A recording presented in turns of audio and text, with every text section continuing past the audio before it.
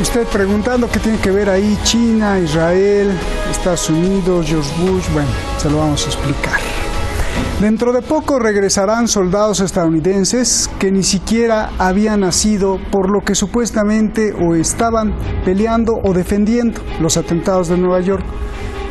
Afganistán es el país al que Estados Unidos le ha aventado más bombas, pero hoy, ante la sangre que corre, las cosas pueden dar un giro inesperado, que puede ser peor o quizá la salvación, no lo sabemos. Por un lado, Donald Trump quiere negociar y por el otro, China se une a Irán y Rusia para intervenir y frenar la violencia. Soy Roberto de la Madrid y desde el lugar de más guerras y bombas, desde este sangriento Oriente Medio, detrás de la razón. En 1986, el presidente Ronald Reagan tomó la lanza que Richard Nixon había levantado y la guerra contra las drogas recibió un impulso multimillonario. Las ganancias aumentaron para los narcotraficantes y los grandes bancos de lavado de dinero. Drogas más poderosas. Cada semana se abre una nueva cárcel en los Estados Unidos, ya que el país con más drogadictos siempre tiene espacio para unos pocos adictos más. Afganistán, un país invadido y ocupado por Estados Unidos, se convirtió en el principal proveedor de casi toda la heroína del mundo, y la guerra contra las drogas, que convirtió a Colombia en una gran base militar estadounidense, está convirtiendo a México en un matadero de mente. Eduardo Galeano.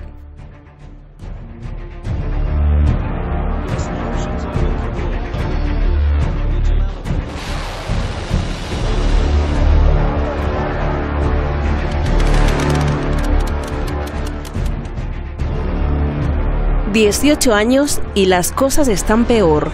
Los talibanes controlan 46% de Afganistán, más que en cualquier otro momento después de la invasión. Así quedó una boda, 60 muertos. Este 2019 la violencia está peor.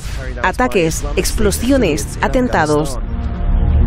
Muchos reivindicados por los talibán y otros por los terroristas de Daesh. Solo de enero a junio, 1.300 muertos y 2.400 heridos, todos afganos civiles, la mayoría como daño colateral del ataque de Estados Unidos y el ejército de Afganistán. La guerra le ha costado a Estados Unidos más de $1 billón, 2.300 soldados estadounidenses muertos y 20.000 heridos. Trump invitó a los talibanes a la Casa Blanca en septiembre.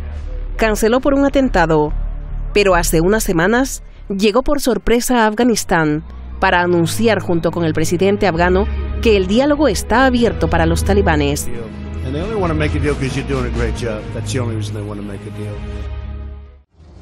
Obama envió 100.000 soldados, pero Trump los redujo a 14.000. Los talibanes quieren que se vayan todos, incluidos los 8.000 de la OTAN. Estados Unidos pedirá a cambio una promesa de no albergar a terroristas. Estos países se unen para alertar sobre este acuerdo y para afirmar que la culpa de toda la violencia es de Estados Unidos.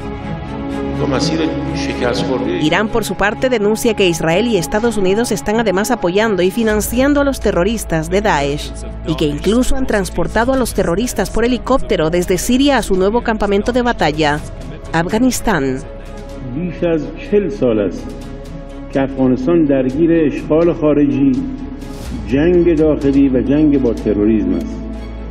بعد از شکست داعش در عراق و افغانستان، یکی از دغدغه‌های امنیتی انتقال عناصر شکست خورده داعش از عراق و سوریه و افغانستان است.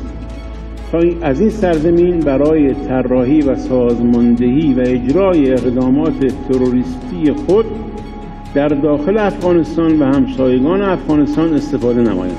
China e Irán también se unieron para expresar su deseo de intervenir para eliminar la violencia y exigir que el pueblo afgano sea el que decida.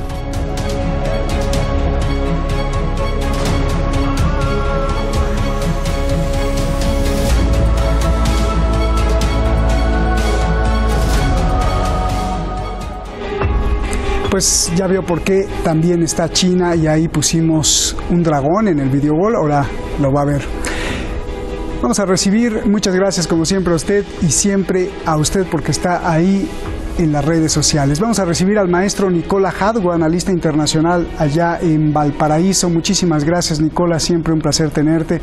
Y al abogado también especialista en todos estos temas, José Luis Urosa, abogado allá en España. Gracias a los dos. José Luis, comienzo contigo. A ver, directo, ¿por qué Irán denuncia que Israel y Estados Unidos están atrás de los terroristas de Daesh que están atacando a Afganistán? Por favor. Yo sinceramente creo que la afirmación no es real, forma parte de la guerra de información y contrainformación que se está produciendo en Oriente Medio desde hace años, y yo creo que el problema de Afganistán no es un problema solo de un actor, es un problema de un conjunto de actores muy importantes, tanto regionales como globales, y lo que es preciso y absolutamente necesario es que se combata el terrorismo tanto del Daesh como lo que queda de Al-Qaeda, como lo que está produciendo el Talibán, que no es nuevo, es un movimiento que se desata en respuesta a la invasión de la Unión Soviética en su momento, que ha pasado por momentos históricos trascendentales y que consagró pues una de las peores dictaduras que se recuerdan en el mundo. La necesidad de intervenir tanto de las potencias regionales como de las potencias globales en la zona a mí me parece absolutamente imprescindible para garantizar los derechos humanos del pueblo afgano, y desde luego debe producirse un acuerdo global, como he venido defendiendo en múltiples ocasiones en la zona.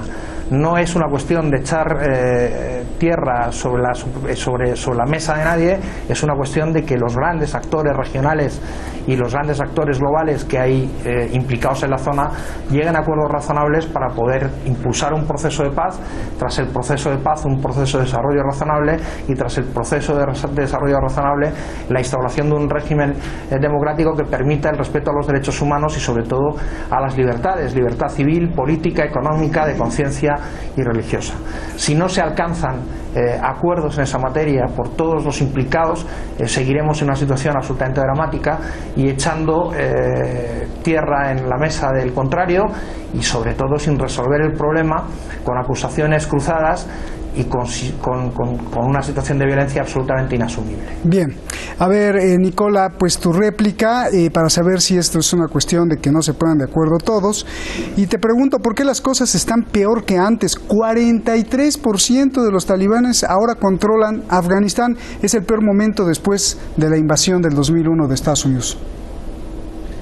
Bueno, antes que nada, Roberto, un agrado estar contigo en un programa tan interesante como el tuyo. Gracias. Y bueno, frente a lo que tú me preguntas, te quiero decir de que Estados Unidos con Israel y Arabia Saudita crearon el Estado Islámico y crearon a los talibanes justamente para luchar contra la Unión Soviética en un inicio, y posteriormente aquí se puede aplicar el hecho de que los mismos hechos de que nosotros vemos en Siria y en otras partes, donde después de crear estos movimientos terroristas, Estados Unidos tiende a desecharlos, a dejarlos ya botados una vez que ya no les son más útiles. En el caso de los talibanes, Estados Unidos, aquí se produce una situación muy similar a lo que decía Mao. Mao decía: la lógica norteamericana es levantar una piedra y dejarla caer sobre los pies. Estados Unidos, cuando después de utilizar a los talibanes para sacar a los soviéticos, quiso quitarles la idea de seguir gobernando Afganistán, no lo pudo hacer y tuvo que inventar una guerra. De modo que esto, el empeoramiento radica en primer lugar, el deseo norteamericano de controlar una ruta importantísima para lo que es el comercio, la expansión del comercio chino, que es la nueva ruta de la seda. Eso por un lado. En segundo lugar, controlar el litio. No nos olvidemos que el principal productor de litio del mundo es Afganistán, junto con Chile, ¿no? Afganistán es el oro blanco que podría abastecer a todo el mundo de baterías, pilas para celulares, relojes, pilas para los automóviles eléctricos. O sea, es un negocio inconmensurable. De modo que Estados Unidos, con su presencia perversa en Afganistán, pretende, por un lado, mantener permanentemente la idea de que el Islam es igual a masacre y guerra, para desarrollar la islamofobia, Segundo, para impedir que los países de la zona estén tranquilos y de esa manera estén combatiendo entre sí, desgastándose en guerras eternas, y con eso mantener tranquilo la ocupación israelí de Palestina y del territorio sirio y del territorio libanés. Por otro lado, controlar la expansión del comercio chino, tratando de evitar la nueva ruta de la seda. Esos son los plus que quiere Estados Unidos obtener después de haber creado, financiado, mantenido, protegido y armado estos movimientos terroristas como el Daesh y los talibanes. Bien. Oye, Nicola, una duda ahí, porque con lo que dices, entonces, ¿por qué Trump está reduciendo el envío de tropas? Obama envió 100,000 soldados más, pero Trump todos esos 100,000 los redujo a 14,000. Si quisiera controlar, o ¿cómo es? A ver, explícame antes de ir con José Luis. Por cierto, lo que ocurre es que Estados Unidos está entrando en una situación muy delicada desde el punto de vista económico. Ellos no pueden seguir manteniendo esa guerra. Los talibanes, como dije recién, fue la piedra que levantaron y cayó sobre sus pies. Ellos nunca pensaron que iban a tener que entrar en una guerra que en definitiva no la pueden ganar. Y tampoco la economía norteamericana está para seguir manteniendo este tipo de guerra. Esa es la realidad. Lo que busca ahora Estados Unidos justamente es tratar de dejar un gobierno títere, una administración títere, que le permita seguir con sus intereses geopolíticos. Pero desafortunadamente para ellos, los talibanes, dentro de la fortaleza que han adquirido desgraciadamente para el Medio Oriente y para la humanidad, la fortaleza que han adquirido ha impedido que Estados Unidos pueda mantener la hegemonía en el sector. Bien, a ver, Nicola, las cosas están peor porque así lo reconocieron todos, pero yo te pregunto, ¿están peor que antes? Porque a diferencia con Obama, quien envió 100,000 soldados, Trump los redujo solo a 14,000. José Luis. Vamos a ver, yo creo que todo esto forma parte de campañas de contrainformación, y yo creo que hay que decir la verdad a los televidentes, y que hay que empezar por el principio.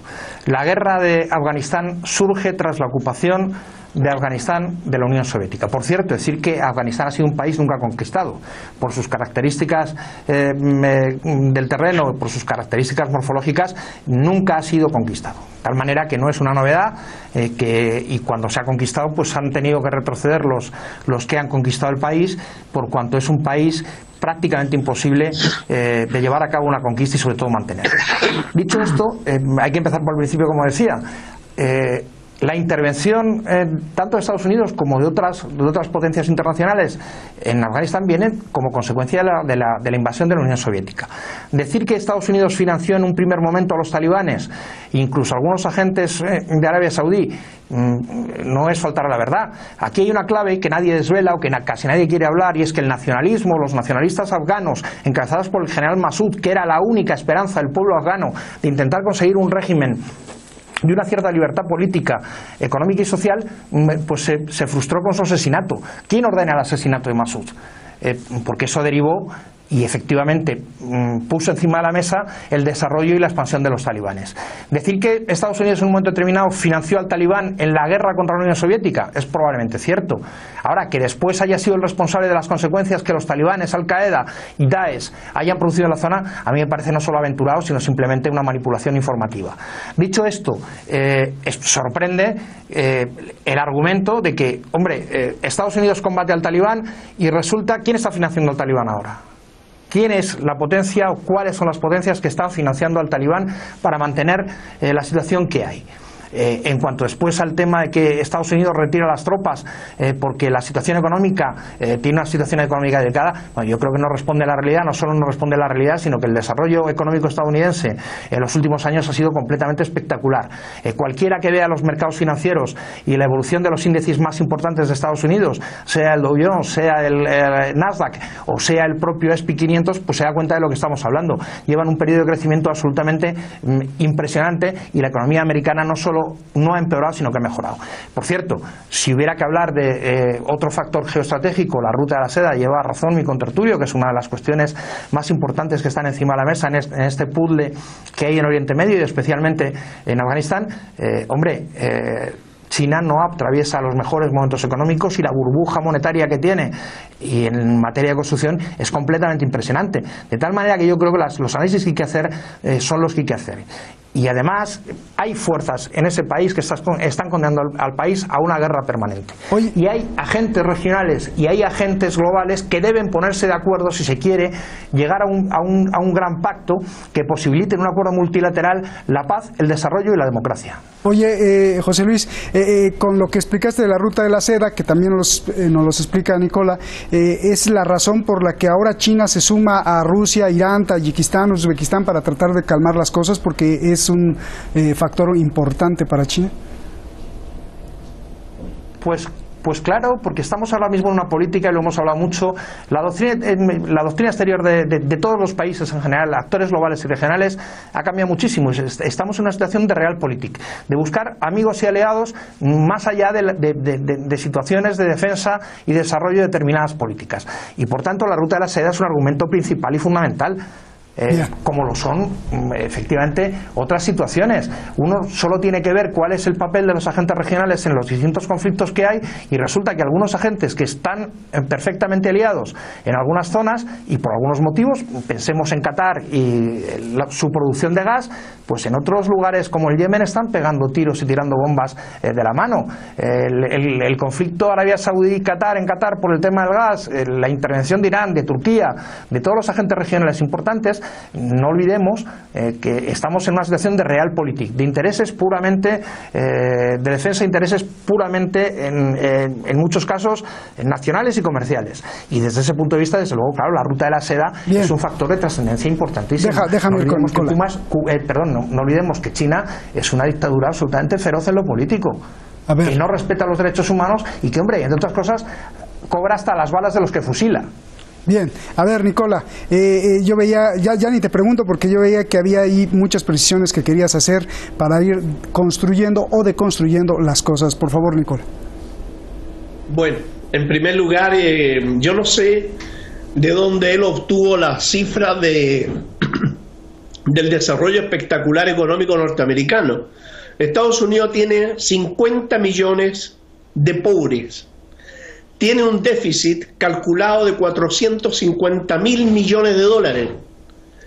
Los homeless están ocupando las plazas públicas en la mayoría de las ciudades. Es decir, es uno de los países más endeudados y con peor desarrollo económico en este momento. Entonces, yo no sé de dónde él obtiene esa cifra. En segundo lugar, que Estados Unidos respete los derechos humanos, las libertades, me parece un chiste de mal gusto. Una broma de mal gusto. De las últimas 211 guerras que han habido en la humanidad, Estados Unidos ha estado presente en 201. Estados Unidos es el país que más golpe de Estado ha provocado en el mundo. Es el país que más impone dictaduras en el mundo, como lo ha hecho en América Latina. Estados Unidos impone los derechos humanos y las libertades, bombardeando a la población civil, asesinando impunemente, porque digo impunemente, porque nada ha podido detener la arrogancia, la desidia, la prepotencia, la criminalidad que tiene Estados Unidos, donde asesina a destajo en cualquier lugar del mundo. Estados Unidos bombardea población civil en Siria, bombardea población civil en Irak, ha invadido cuanto país ha habido por delante. Yo no entiendo si a ese país le llaman defensor de la libertad, la democracia y los derechos humanos, es decir, estamos absolutamente en un culto al absurdo, en un culto al ridículo, en un culto a la mentira. Estados Unidos es lo que es, un país ladrón, usurpador, asesino, criminal, provocador de golpe de Estado. Nunca desde su creación artificial hasta el día de hoy ha tenido un solo año sin estar en guerra. Es el país más criminal de la especie humana, el que más daño le ha hecho a la especie humana. Eso en primer lugar. Vuelvo a repetir, los talibanes fueron utilizados, creados por Estados Unidos, pero después el monstruo, el Frankenstein que crearon en Afganistán, comenzó a caminar solo y ya Estados Unidos no es útil para los talibanes y los talibanes no son útiles para Estados Unidos. Esa es la situación que existe y Estados Unidos se está retirando de todos los frentes de guerra, no porque quiera retirarse, sino porque no puede mantener las guerras, porque no puede seguir en guerra. A Estados Unidos le pasa lo que le está pasando a Israel, que es un país que no puede vivir en paz y tampoco puede vivir en guerra. Y la economía norteamericana, frente a los bloques económicos que se han producido en el mundo, sobre todo la Organización de Cooperación de Shanghái, que ha ido desplazando a Estados Unidos los mercados y al mismo tiempo desplazando al dólar como moneda de transacción internacional, hacen que cada año que pasa le clavan al ataúd del imperialismo norteamericano otros clavos más. Estados Unidos, como potencia imperial, tiene los días contados. Bien. Y ellos lo saben. Oye, no me dijiste, Nicola, el punto que mencionaba José Luis, que pues todo este caos en Afganistán empezó justamente porque los rusos, la Unión Soviética, invadió Afganistán, ni ganó, no pudo y se armó un caos, Nicola. La Unión Soviética, cuando entró a Afganistán, no la entró a ocupar. En primer lugar, entró a apoyar el gobierno de Hekmatyar, que se lo solicitaron porque justamente para derrocar el gobierno de izquierda del Partido Comunista Afgano que estaba gobernando Afganistán, Estados Unidos con Arabia Saudita crearon a los talibanes para combatir a ese gobierno. Ese gobierno le pidió ayuda a la Unión Soviética, que llegó como un Estado a apoyar al gobierno, pero no a ocupar ese país, a diferencia de los norteamericanos. El problema que está ahora, como digo, está engrandeciendo, está incontrolable, porque ninguna potencia en este momento tiene control sobre lo que ocurre al interior de Afganistán. Por eso que Irán, Rusia y China y los países de la Organización de Cooperación de Shanghái requieren pacificar, y para eso dicen se requiere que todos los países de la zona pongan de su parte. Bien. Los países de la zona, no Estados Unidos, que no es de ahí. Bien, a ver, José Luis, pues veía que movías la cabeza, venga. Es que sorprende mucho la argumentación y el lenguaje, un lenguaje decimonónico propio del momento más furibundo del comunismo ateo en el mundo, y sorprende mucho las afirmaciones que se hacen. Vamos a ver. A mí me sorprende mucho que se niegue el papel de intervención de Estados Unidos en Afganistán y a renglón seguido se diga que es que Irán, Rusia y China tienen que intervenir. A mí me parece que yo creo que todos los agentes globales y regionales tienen que intervenir. Pero hombre, calificar el tema de la intervención de la Unión Soviética, la ocupación de la Unión Soviética de Afganistán, en defensa de un régimen absolutamente dictatorial y criminal, como una intervención que se pidió, bueno, pues suena mucho a cuando en los países del bloque del Este Rusia intervino en Hungría, Rusia intervino en Polonia y Rusia intervino efectivamente llamado por gobiernos absolutamente deslegitimados de origen y de ejercicio. De tal manera que a mí me parece que las cosas hay que llamarlas por su nombre y que, hombre, uno no puede defender una dictadura comunista y quedarse tan pancho. Defender regímenes donde no existe ni la libertad de conciencia, ni la libertad política, ni la libertad económica. Y a mí me parece que lo que hay que defender son modelos, desde mi punto de vista, que defiendan los derechos humanos, la libertad política, la libertad social, la libertad económica y la libertad civil. Y si no estamos en esas, difícilmente podremos resolver o difícilmente podremos contribuir a resolver determinados conflictos. Bien. Que Estados Unidos financió inicialmente a talibanes y sobre todo al general Massoud, no hay ninguna duda, pero lo hacía en defensa de los derechos humanos en la zona. El régimen comunista al que, bueno, en un subterfugio maravilloso nuestro contertulio dice que es que le pidió ayuda y fue a respaldar al gobierno, aquello fue una ocupación en toda regla. Bien. Y el pueblo afgano reaccionó, y además desde mi punto de vista de una manera heroica, como pocas veces se ha visto en la historia, frente a una dictadura absolutamente brutal y criminal. Gracias, nos vemos, nos vamos. Me encantarían 3 horas para que siguiéramos aquí discutiendo y hasta tomarnos un cafecito. Gracias, José Luis, gracias, Nicola, abrazos. Faltó decir lo que ya veníamos diciendo, ¿no? De que, pues, como Galeano nos ha dicho y como también aquí lo hemos dicho, que quizá los soldados de Estados Unidos nunca fueron a ganar nada a Afganistán, sino al revés, a perpetuar una y otra vez la guerra para que con esa cortina de humo pudieran saquear principalmente y empezando con la heroína y así pues nadie les diga nada. Eso lo veremos más adelante. Quiero cerrar parafraseando y también agradeciendo a Eduardo Galeano, que iniciamos con una cita de él. Mire, el mundo es tan siniestro, más bien la organización de los que mandan, haciéndonos creer en la democracia. El Fondo Monetario Internacional es quien en realidad manda sobre todos los gobiernos del mundo. ¿Y por quién está conformado? Por 5 países. La Asamblea de la ONU está formada por casi todos los países, pero ellos solo formulan recomendaciones, no mandan. ¿Quién decide? Quien decide es el Consejo de Seguridad de la ONU. ¿Y quién manda ahí? Los que tienen el poder del veto, que son los mismos 5 países. Ellos dicen que están para cuidar la paz del mundo, de las guerras y de las armas. ¿Y quiénes son los productores más grandes de armas del planeta? También esos 5 países que dicen defendernos de la guerra. Los 5 son, ya lo sabe usted, Estados Unidos, Rusia, China, Reino Unido y Francia. Buenas noches.